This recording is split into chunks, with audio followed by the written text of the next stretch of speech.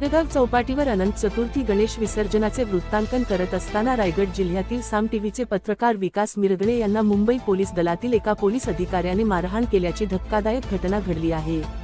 वाहन चालक काही वस्तू आणायला गेला असताना पोलिसांनी पार्किंगच्या कारणावरून पत्रकार विकास मिरगणे आणि कॅमेरामन नितीन बोढारे यांच्याशी वाद घातला। यावेळी विकास मिरगणे यांनी पोलिसांना सांगितले की ड्रायव्हर आला की लगेच गाडी हलवली जाईल। तरीही सहाय्यक पोलीस निरीक्षक शांताराम आबाजी नाईक यांनी वाद घालत धावत येऊन गाडीत बसलेल्या विकास मिरगणे यांना जोरदार कानशिलता लगावली। या घटनेचा पत्रकार हल्ला कृती समिती, टीव्हीचे असोसिएशन, मराठी पत्रकार संघ व विधिमंडळ वार्ताहर संघ व रायगड प्रेस क्लब आणि कर्जत प्रेस क्लब, मुरुड तालुका पत्रकार संघ यांनी तीव्र निषेध केला आहे।